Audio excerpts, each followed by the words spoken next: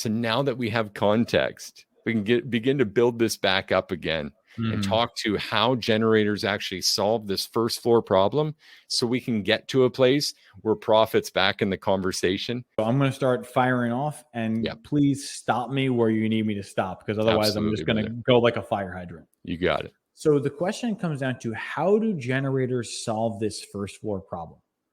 Realistically, if generators are positioned and done right, you establish yourself as not only not a commodity, but a service. In addition to that, as you get better and better at working with generators, you start to differentiate yourself between other people, because very few know how to maintain a generator. Even fewer know how to service a faulted generator.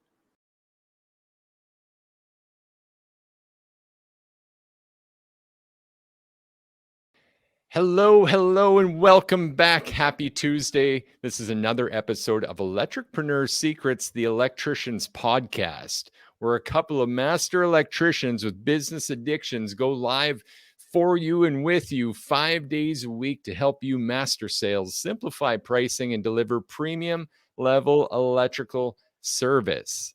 This week is certainly no exception. We're on one of Joe's absolute pride points here as we discuss generators and all the angles that we can and really dispel some common myths. And today we're talking about how generators solve your first floor problems.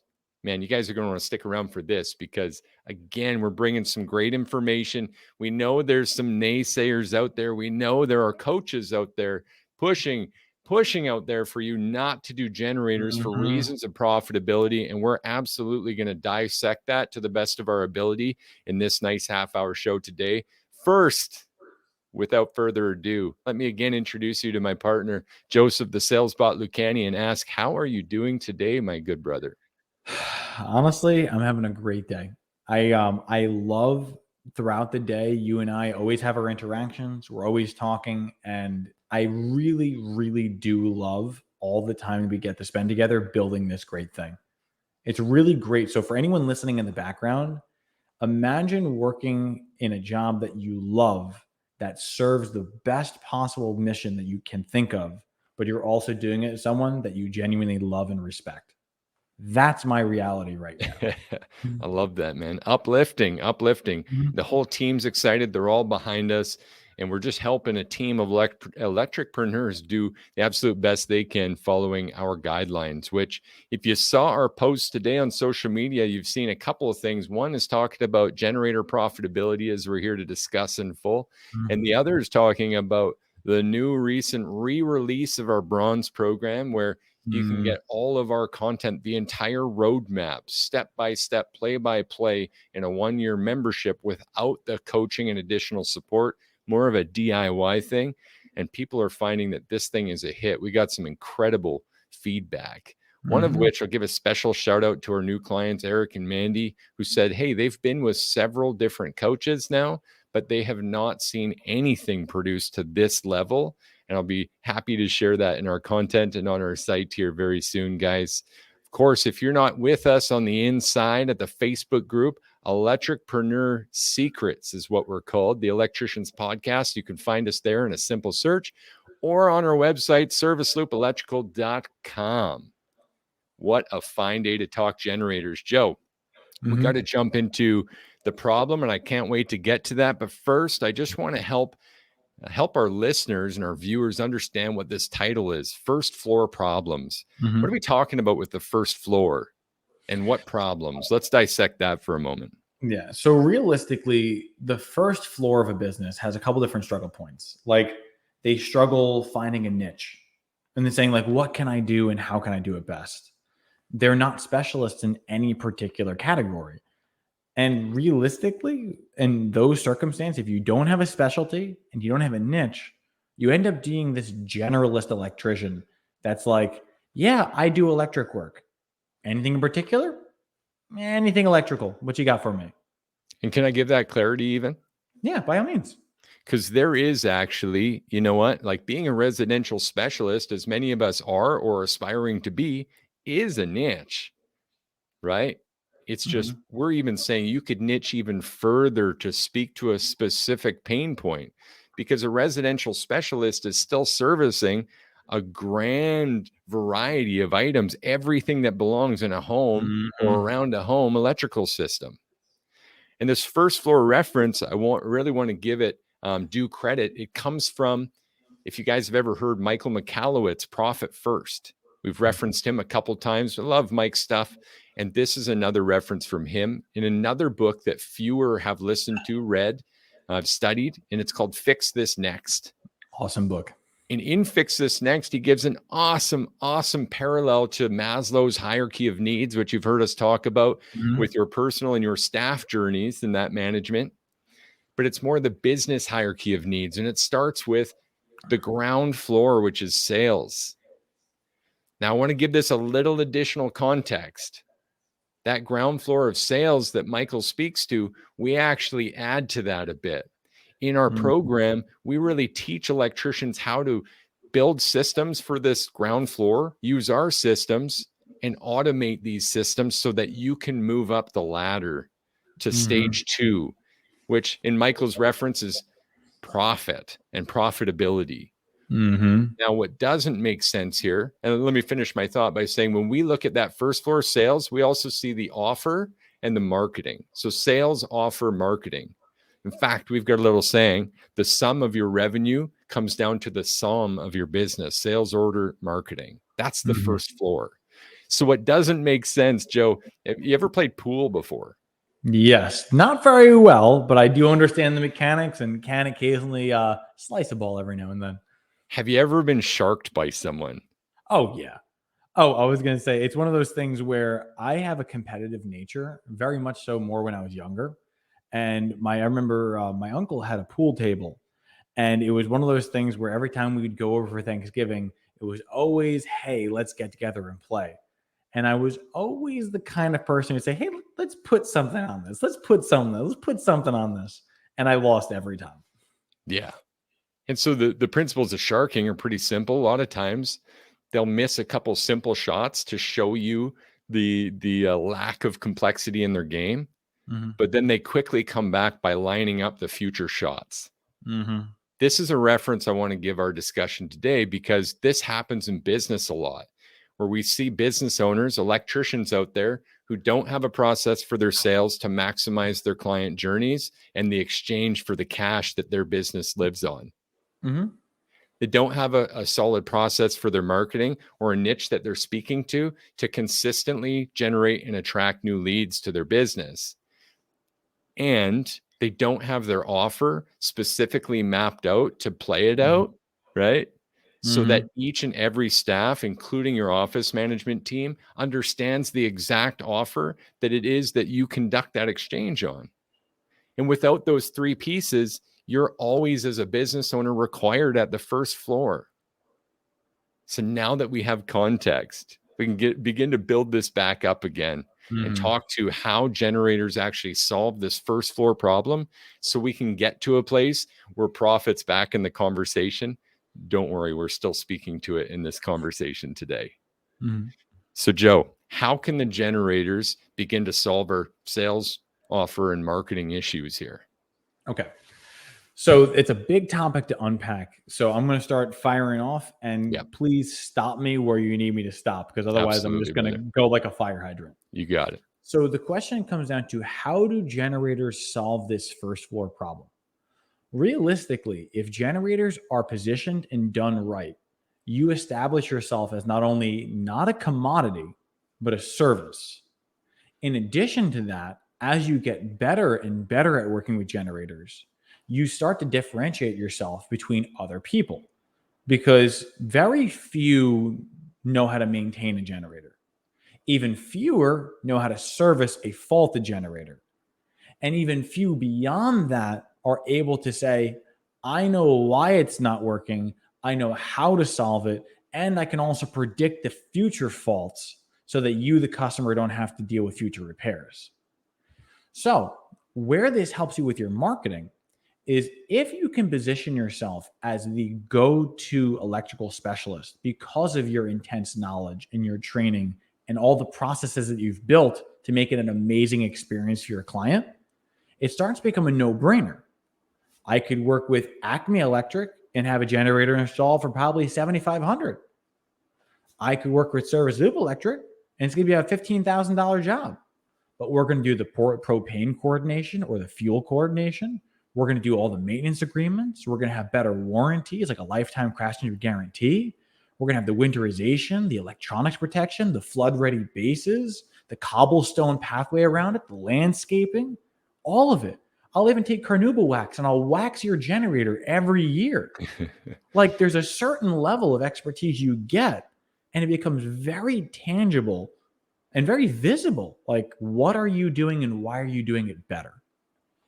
I love that. I love that. And I know we've talked about this many times before, but to reinforce again, how electricians can often find themselves kind of sticking to our own lane, if you will. Yeah. And we don't Mhm. want to exceed those boundaries or go Mhm. about creating the conveniences, some of which you just mentioned, Mhm. like maintenance, like landscaping, like Mhm. any painting, waxing, cleaning, winterization stuff. But I have to again just say, guys, I urge you to reconsider if you're doing the exact same thing that all the other electricians are doing, how are you different? How do you Only in stand price. out? And how do you create a unique package? Because I perceive one of the problems here to be, again, a race to the bottom as more and more competition Mhm. rises up. But that's no different than any residential service electrician, Mhm. just like any opportunity call that we spoke to. Go ahead, please. So the biggest glaring issue that I've seen in both other businesses and even myself when I first started out with it was that when people try to get into generators, they're not familiar enough with all the subtleties that are connected to it because getting trained is a process, right? Going to the dealerships, getting their in house training, having the years of experience on working with systems. So they look at it almost like a construction company. I can't make money on this maintenance. I can't do this. It's an hour's install and I'm doing it for $119. The materials cost me 45. I pay my technician 60. And then if there's a problem, I'm stuck with the warranty. Like it's a fair argument for some people. But where they're missing the ball is that your money's not made on the maintenance, but you want to sell maintenance. The money is made in the relationship. The thing that generators really do better than anything else I've ever experienced is that generators are the ultimate relationship creator. What you've done is you've identified a person who has a very specific need, a need so specific that they were willing to raise their hand and say, I'm willing to invest thousands of dollars to prevent this problem. Mm-hmm. You then learned about the client and you learned exactly which one of the enhancements that you can offer specifically benefits them. And you'd introduce it as, I'm offering this to you because you offer a multi-year service agreement because what are they going to do? They paid $15,000 and now they're just going to let it sit and rot in the backyard? No, they're going to want to maintain it. And here's where it gets interesting though. You now have a multi-year service agreement.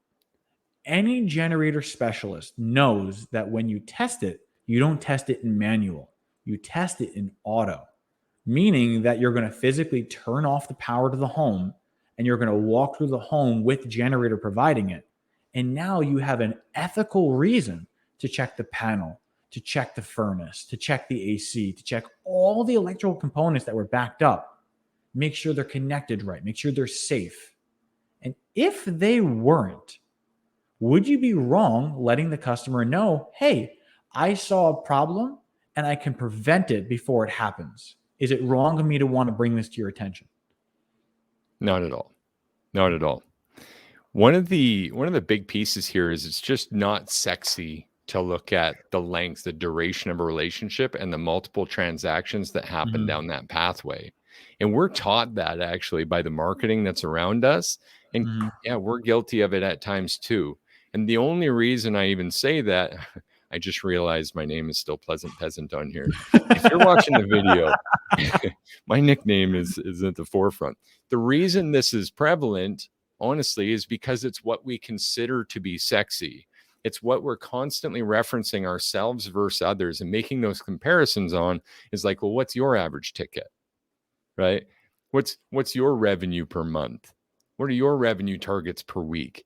That's all sexy. And what the industry is lacking is the realization that the client journey, the duration of that, the number of touches, the number of referrals, reviews, and repeat transactions are a massive piece of your success. And generators are a huge complement to just that, as they help you build and leverage trust as a niche specialist with enhanced education and information. And for some reason, there's a bias association that, well, if Joe knows more about generators than the other ones, the other contractors, and he's a master electrician, he probably knows more about electricity as well. Go ahead. I saw your hand up, Joe. Okay. Jump on in there, brother. So I love that as well, and I feel like I almost lost my train of thought. So forgive me for me for a moment. I could pick it back up as need be. Oh, and I saw you changed your name to the sales bot. Yep, We're full representing the nicknames now. Full solidarity. Oh, I have what it was. Okay. So the main thing that I would always take apart is this. When you talked about how generators enhance your marketing, the thing about generators as well is that they market for you. Because imagine this. I'm just going to paint a scenario. During Hurricane Sandy, we knew exactly who had a generator and who didn't. Because you would literally just be able to go outside and listen. And you would hear generators running all over the place. And the thing is that imagine you're a neighbor who didn't have power, right? You've paid for a lead. You paid for everything to go into. You installed the generator for Mrs. Jones. You had a maintenance agreement, and she's happy with you. Your neighbor says, Mrs. Jones, I need help. Who did your generator? Oh, Service of Electrical took care of it. They were awesome. Well, what did they do? What did it cost? Well, I don't remember exactly what it cost, but I know that they did everything, and it was the easiest experience that you could have ever gotten. Hey, I actually have one of their cards. Now, your generator, because it specifically solved a need for someone, they were like, I need power. I don't have it. I know my neighbor has it. How do I have what my neighbor has? So every generator you install and service professionally, not just service to such a level of professionalism that people remember your name. Anytime there's another power outage in the neighborhood, they will be talking about you. And that's specifically how, in my company, we actually had multiple neighborhoods that we put one generator in, and then all the neighbors over the years bought from us because they would lose power and say, you know what, who'd you go with? Who'd you go with? Well, if all these people have gone with them, I'll go with them too. Yeah, 100%. I want to move on and help justify this a bit financially now, as we promised at the beginning of the episode. Sure. Because again, referencing the first floor to second floor and that challenge of like, where does the profit fit in this then? Why are people saying it's bad? Why shouldn't we do generators? And how are we overcoming that to say, well, we should really consider this? Sure. So one of the challenges is obviously a 10 to 12-hour day spent on a panel upgrade versus a generator installation. There's much more parts component to the generator installation than there is the panel upgrade. And that can kind of skew your numbers a little bit. But again, I want to reflect back to this is still profitable work. We don't have anyone in our group. Joe's never done a generator job that you lost money on. Not that I can recall. This is the prime example of missing your first shot to line up what's left with the 8-ball. And there's probably some pool sharks out there with better language than that. But to use that pool metaphor again, have you ever done that, Joe? I've done that a lot, man. Like, oh, I'm seeing 2 to 3 shots ahead, but I missed the one in front of me, and the whole plan was a waste because I'm back to square one. I've literally had those situations. Like I like playing dominoes. For anyone who likes playing bones, like I like playing dominoes. So I would like set up my moves and then realize I picked the wrong move, and then my whole line of play is gone. This is kind of that.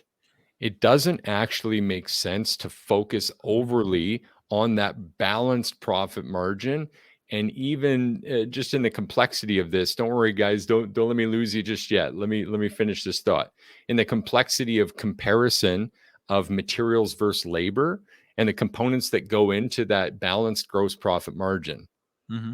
And if this were even to skew it at all, I'm just going to use if, because I'm not using direct numbers. We're on a podcast. Let's say if it skewed it at all, I can testify it is still going to be a profitable venture. And what that means is, and really it comes to a question, should we do it?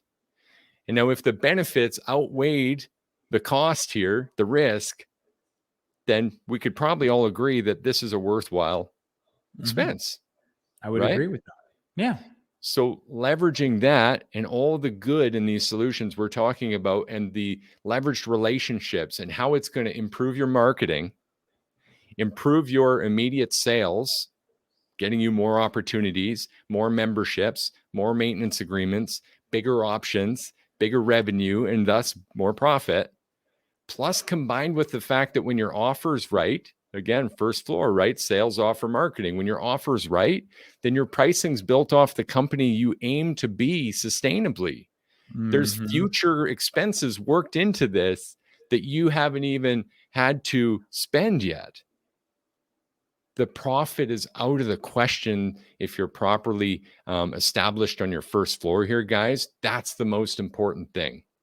Here's the ultimate acid test to prove McAllowitt's logic. Are you ready for it? I'm always game. Let's hear it. Joe, how long can a business survive without sales, this first floor? I mean, I'm going to answer this literally, and it really depends on what assets do they have and how liquid can they make them. Sure. But ultimately, without sales, is it even a business? No. I mean, it's a charity at that point. Right? If a boat has a hole in it and it's taking on water, is it still a boat that anyone's interested in? Unless you got a pump. But no, not really. So one of the biggest speaking points to a profitable business and having all your ducks in a row is the sales value on the market. What is that business worth to sell someday? But if you never figure out the first floor problems, no one's going to make an offer on this business anyway, because it's the wretchedy boat with a hole in it. Does that make sense as an analogy? Yeah, no, from what I understand, if you don't mind me trying to touch on this again as well. Please. So the thing that comes down to generators that I really feel like we need to hammer down a little bit harder is that with generators, they produce multiple solutions to multiple problems in one installation. And that's the main benefit behind them. It is an initial profitable installation. Yeah. It is also a continuous source of touch points with your clients. It is a touch point between their neighbors and their friends. It becomes a means for you to continually go into home and continue inspections. And it allows you to be seen as a specialist in the area. And I'd like to touch on one particular way of how, if that's okay, if that doesn't take us too far off topic. No, hit it. We're running low on time, just a few minutes left, but absolutely go. I wanted to go over the actual fault notification program that we ran and how that particular could be leveraged to help in so many different ways. Sure. Yeah, absolutely. So we transitioned into Kohler. I worked with Generac for years and years and years, and for quality purposes and also premium base, we decided to go fully Kohler. Kohler had a really great function where you were able to remote log in to every customer's unit, do a full diagnostic check, and see any kind of fault report from your office, which did two things. One, if there was a fault, you knew exactly what parts to bring and you were prepared to solve it faster. Or two, you were able to ensure that it had a clean bill of health, and if it did fail, it would notify you. So what we did was we created an email list where all these customers were already going to be logged into, and once a day we would check. And the benefit was we could, if we ever saw a fault, imagine your company calling you saying, "Hey, I know you don't have power. I know you didn't lose power or anything right now, but as we agreed, we're monitoring your generator on the daily basis. And we see that it's showing a sign that it needs a routine maintenance that's going to come in the near future. Would you like us to schedule that for you just so you don't have to be inconvenienced in the future?" Yeah. What would you think about that company? Does that sound like your typical contractor at that point where they're monitoring it for you and calling you in advance and even providing jobs? No, but again, this is where most get left behind. Mm-hmm. Because when we think too much about today, we do lose sight of the future. And this is where the pool analogy does come back. What we're trying to do is line up the next shots and our first shots. We're trying to make sure there's congruency between them and keep it going. Does that make sense? It does. When all we do is focus on today's ticket, it's an unhealthy culture. And I've seen it spread like cancer in teams before. And even today, there are people currently that are so focused on their own commission check, so focused on what they take from the day instead of what they give. And I can tell you that that's just not the way to the top of this game. Mm-hmm. Service is the thing that AI can't replicate, not to the level that you can, not to the level that you can in the client facing out there running the play. And so to speak, Joe, let me back it up 30,000 feet and just say what you just spoke to was one part of that play. Mm-hmm. Looking at this from the media box up top over the Super Bowl here now, looking down at the field, there's a play being ran. And the question comes down to on this first floor, how many times are you running the play and how are you leveraging it every time? If we just keep doing that as consistent as possible, then your beautiful little service business is on a conveyor belt like a factory line with a nice little bow wrapped on every single one, coming out as consistent as possible so clients know what to expect when they call Service Loop Electrical or whatever your business name is, Mr. Electrician. Whew, that was a mouthful. It was kind of a Man, mic drop moment. I'm sorry. I no, I left us love at a that. cliffhanger there. No, I absolutely love that. I really feel like it's not enough to say that generators just get you off the first floor. I would be willing to say that generators are the best tool to get you off the first floor because when done intentionally, there is so much fruit on this tree. You just have to be willing to say, do I have a ladder tall enough to reach it? I like that. And you know what? To be fair, we minimized it today. We actually made it look unprofitable just to focus on the first floor things, but it's just not, guys. That's not the case. You're going to make money off it. You're going to have continued relationships off it. And that's how it's going to help you escalate through McAllowitz's hierarchy of business needs from sales, profit, order, impact, all the way to legacy, leaving Mhm. something behind that, you know what? You get to be the mentor. You get to teach others. You get to do the shop tours. You get to have everyone look through your vans and do your role plays with you and maybe do even a ride along, right? Mhm. As a mentor to them, get to spread that message. Joe, this has been a value packed episode. I cannot even wait to deliver what we have planned tomorrow. As we mentioned yesterday, You fucking tomorrow's love it. value piece is huge, guys. We did a 3-hour workshop at the end of May that had amazing feedback and a 95% retention rate for a 3-hour workshop in the middle of like a Wednesday. We only lost like 3 people over 3 hours. That's how valuable that thing was stacked. And tomorrow Mhm. we're giving away the notes from that session. The replays were never given to any of the people who attended. No notes were given to anyone that asked to be in attendance and wasn't able to make it. So this is the first time we're unleashing that value. And again, you can grab that in the Facebook group or on our website. Reach out to us, contact us there if you're not on Facebook. Hey man, Facebook's just a great place to have a conversation with you guys. So that's Mhm. why we continue to leverage it. Joe, a couple of action items today. Do you have both for us again, since I this is do. your humble niche? I was gonna say I'd almost be insulted if I wouldn't be able to take both of them because I love this shit so much. All right. All right. So Set us up. Let's okay. do it. So bare minimum, like I because I want to have two different levels. Bare minimum is I don't even know if I can do this, and I'm just trying to figure out if it's something I can pull off. Right. I mentioned last time that the first thing you should do is learn how to maintenance generators. If you can learn how to maintain them, then eventually learn how to service them, you'll be at a higher tail.